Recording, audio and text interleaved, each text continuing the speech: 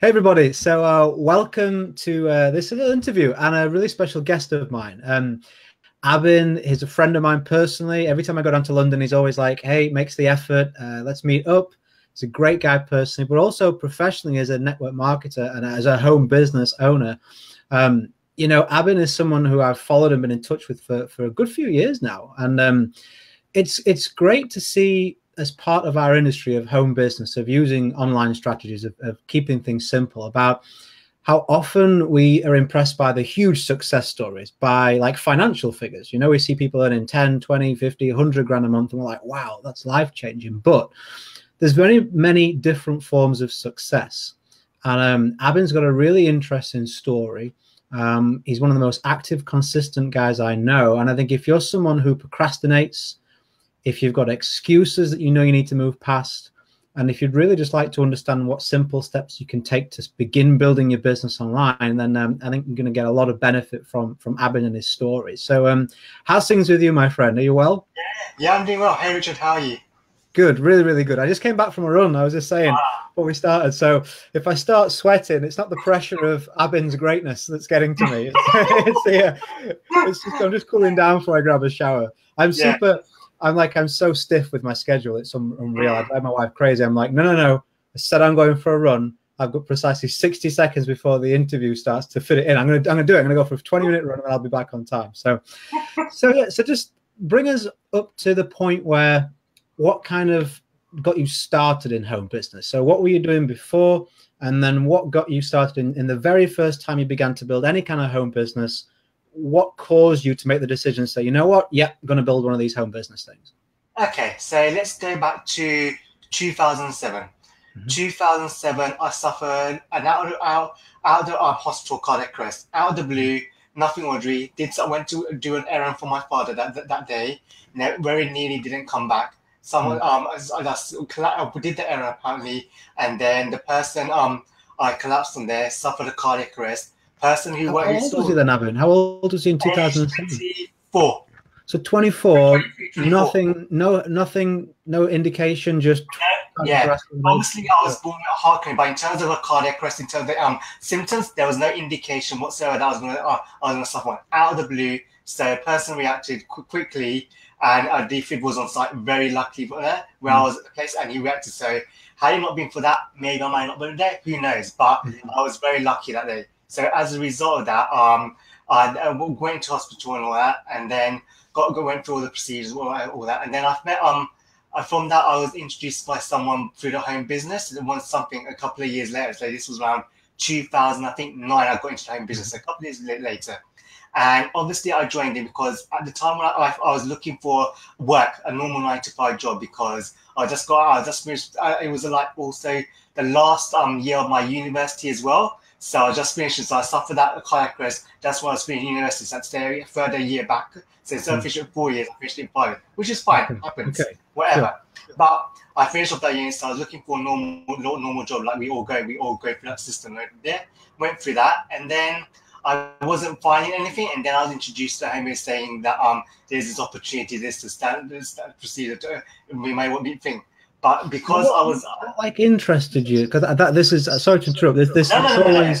This always interests me, because a lot of network marketers will say to me, a lot of home business owners will say to me, what do I need to do to get someone to sign up with me? So I'm always interested to ask, what was the one, like a book, an incident, something the guy said that made you think, yeah, I'm going to join this, I'm going to do this? Yeah. So what made me think is when I joined up, I didn't know it was a home business. That's the first thing. I thought it was like a normal 9-to-5. It was a job kind of thing. Okay. That's how, because looking for a job kind of thing. I didn't know afterwards that I got involved into obviously it was investment. I thought that's the thing, but I didn't know it was a proper home business. I was working for myself. It was only then that I realized what I signed up here was. So he kind of framed it as like a normal job kind of thing. It's like a great opportunity. The way you say here, this standard pitch saying it's a great opportunity. People need this kind of thing. So obviously I joined. I was at that time I lacked skill set in the sense of I've never had a proper job. I've had a part-time job, which was me working for Fulham Football Club as a match day steward, but that's only once every alternate day, not proper 9-to-5. So in terms of skill set, I lacked as well. So in that sense, knowledge-wise, not only doing my research that's how. So I did. Instead of me doing those research, I just jumped aboard. And then obviously you find out the struggle, like thinking, right, you couldn't generate leads, it's the standard thing. So moving in terms of that, so that was in 2009. So I did that for a few years, but I still wasn't doing well. And then it came to a point between 2008 and 2011, I suffered a further 3 cardiac arrests on top of that one. So that's 4. So I went through that bad period of 2007 for my first cardiac arrest to 2011, my 4th cardiac, which was around January time. In that January time, I suffered 2 in the space of, between November 2010 and January 2000. I suffered 2 in the space of 3 months. Both of them were avoidable, but at the same time, I got bad advice from people, and in the sense of like, they didn't know the right kind of advice I was looking for. And then also, I was in stupidity from myself. And the last one was I did a lot of exercise, but didn't really feel stupidity from my side kind of thing. The thing is, like, you know, when you've been for 24 years without any problems, and then all of a sudden you kind of, I suppose you have the first one, you're kind of thinking like, oh, that just must be some kind of anomaly. I'm kind of going to beat this. Because I guess that would be my mentality. Be like, okay, I'll get even fitter. It's understandable that you want to try and get yourself in good condition. And also, everyone's got an opinion, right? Everybody's going to, I'm guessing everybody's trying to tell you, like, this is the way to beat it. That's the way to beat it. And then it's tricky to kind of know where to take. But I mean, huge commend to you. I mean, most people, they have a heart attack. They see that usually as like, I mean, that's an excuse, isn't it? We talk about no excuses. Most people are kind of like, you know, I don't have that much time. Or, you know, they're kind of like, I don't know if I can do this. They're a little bit nervous. Not to kind of say those things aren't real reasons, because I've experienced some of them as well as excuses in the past. But for heart attacks, you know, you can forgive somebody for saying, you know what, maybe I'll take it steady and I won't build it anymore. But you didn't. So you carried on. And then where did you go from there? So you've kind of had these 4 heart attacks. Got to do things different in my personal life. What about professionally as a home business? Did that kind of change things there as well? Yes, it is. So after I suffered my 4th cardiac arrest, I could tell the difference straight away in terms of like the way I was performing, the way I was like doing things. As a result of my first cardiac arrest that I suffered back in 2007, I started suffering epilepsy in the form of absent seizures. So absent seizures where you and me are talking right now, you could be asking a question, I become non-respondent. You will see it, but I will have no recollection of that incident. That's called an absent seizure. So that was a result of the first one. So, but because I believe I banged my head on the last one against concrete, I think worse than the epileptic absences. So as a result of that, I needed a much more frequent. So I knew straight away that I need to find something online to do. Not because I want to hide from the computer, but for my safety. It's about my safety at the end of the day. I'm thinking that way, what can I do to build a business online? Thinking of a way to go without affecting my health. That was my number one thing.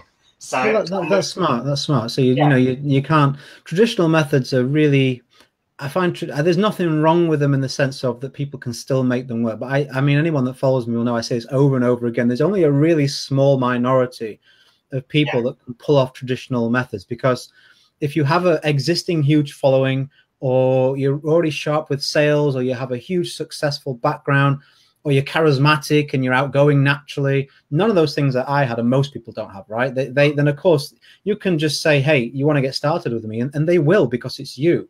But for the majority of us, people respect us as people, maybe as fathers or workers or whatever, you know, our degrees in or our job is in or other elements of our life. But when it comes to network marketing, if you don't have huge success, they start asking questions like, well, what have you done so far? How's things working for you? And it's very difficult. I found like 328 no's in a row. I just found every single time someone with any decency, as in someone I thought I could sponsor, they'd start asking me questions that I just couldn't give them the answers to. And I think with online, you're able to build a whole new reputation for yourself. It's like with kids, you know, I've got an 8-year-old girl.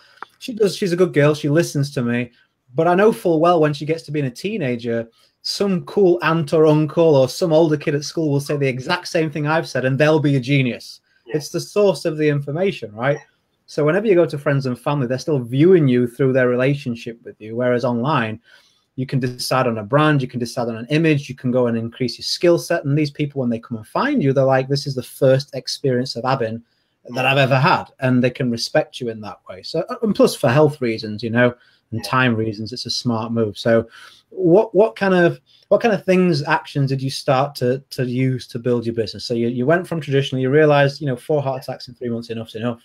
Let's go online. Where did you begin with online strategies? So for online, so at that time when I knew I had to find, at that time I was still following Ray. I found Ray Higdon in 2012, and then through in 2013 he promoted one of your products in September, and that's when I started to pay attention to you, because I think what made me go attracted to you was because you're related to Ray Higdon, so you knew what you were talking about. But most importantly, it was the fact that you're based in the same country because of time difference. That's what made me attracted, more appealing, because the time difference is much more easier to get in contact as opposed to someone around the world. So and that's an important point, Abhinn, that you made there, because a lot of people have said the same to me. I have a lot of American people like my accent, so that's just lucky, I guess, that I've got an English accent.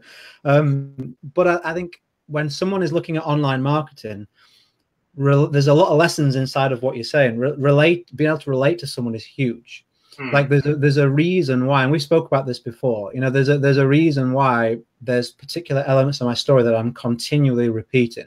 Like if someone listens to my podcast, like 10 episodes, they'll probably hear it in 8.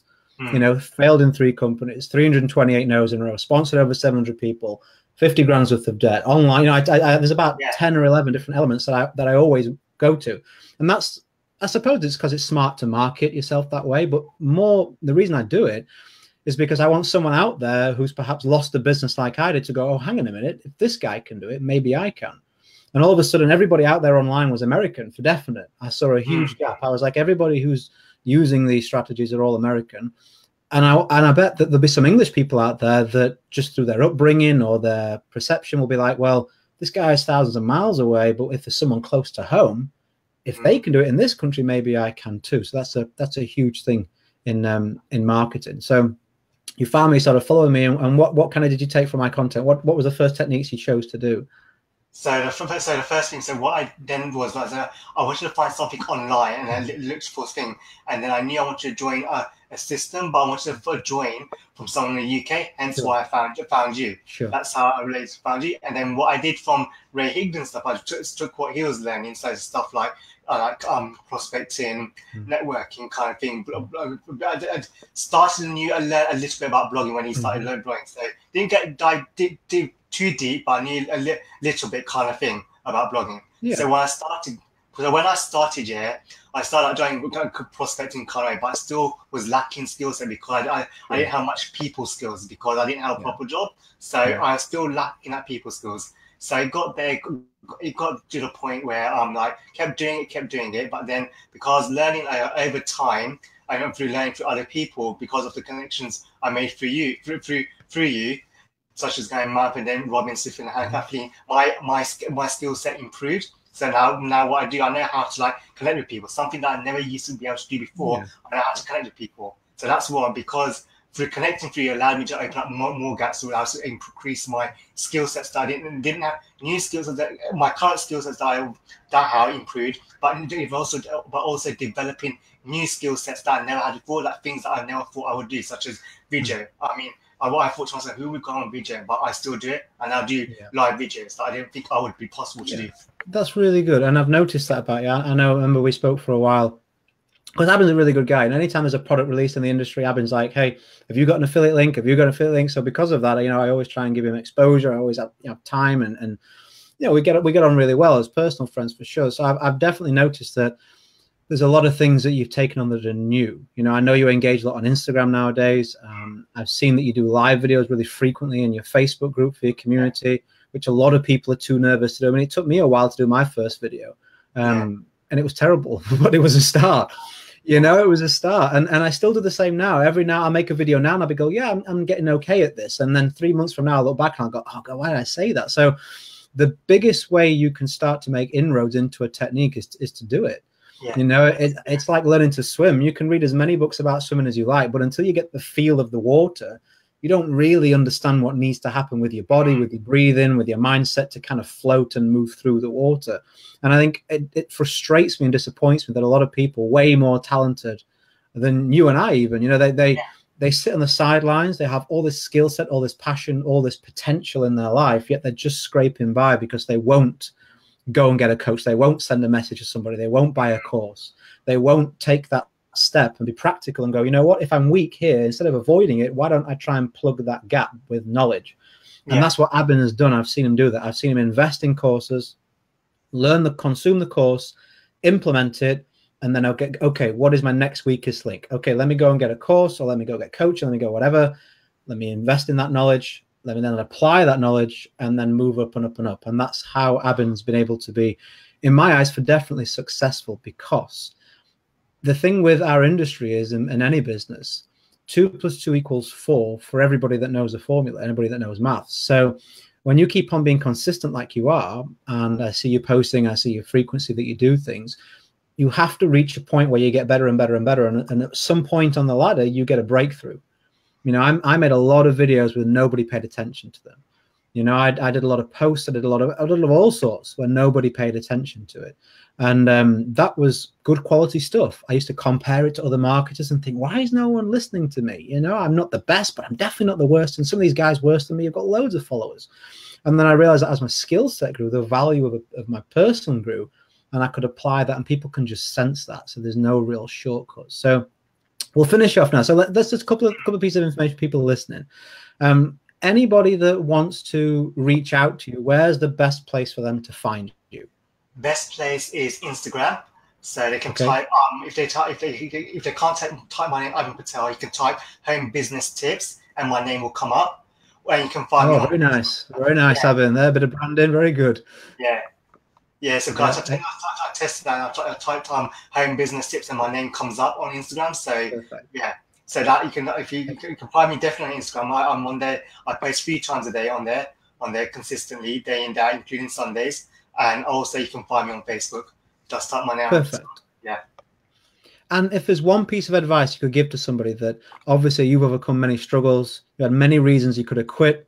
You know, you could have just left it and said, you know what, you know, I can't build a home business because my health won't allow me, but you never did that. So if someone is in a position right now where they're like, do I want to continue with this? Have I got it in me? Maybe they've got difficulties in health or not in health, just they're at this fork in the road.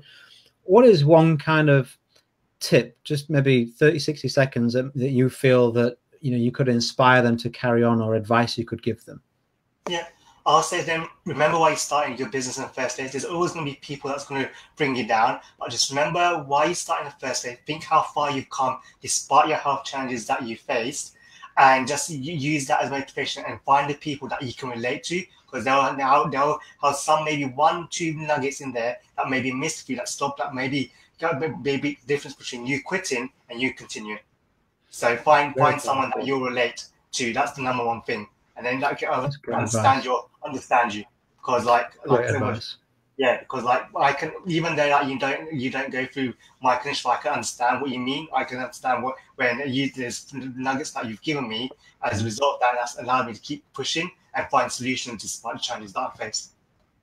Well, I appreciate you giving me a shout out, but I mean, all I did was steer the ship. Someone's got to be in the ship. Someone's got to have fuel in the engine. It's definitely all your hard work, my friend. And I would advise you to listen to that last paragraph or two that Abhinn gave there, because that's a real good summary of how to improve your results. You know, if you can impact your environment by finding whoever your person is that you can relate to and they have the results you want, you can keep inspiration from the fact that, hey, if they can do it, I can do it. Remembering why you started is really important, because this industry plays tricks on you, you know. Definitely, you know, you start thinking, well, should I do this? Should I do that? Should I do this? And before you end up, you're doing nothing. If you can remember the thinking, if you can trust the thinking you had when you began, when you were level-headed, when you were full of passion, that will see you through. And remember where you've come from. You know, progress is key. If you're an ambitious guy, you know, I'm definitely very tough on myself. And for many years, I was always looking at what I hadn't done as opposed to what I had. I would just kind of see that as insignificant. I signed up 5 people, yeah, but I could have got 10.